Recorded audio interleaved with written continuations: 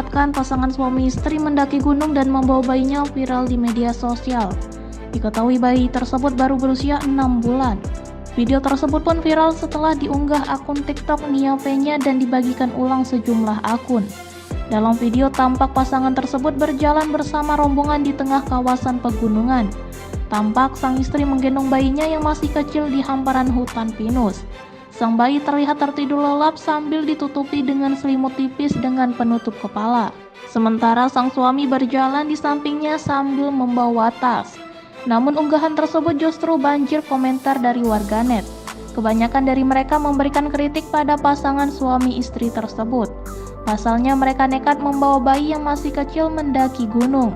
Sadar unggahannya menuai pro kontra, pengunggah pun memberikan tanggapan.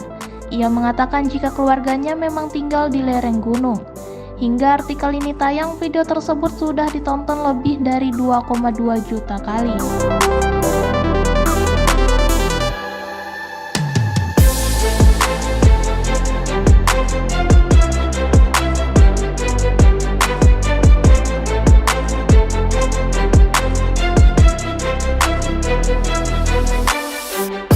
Terima kasih sudah nonton. Jangan lupa like, subscribe, dan share ya.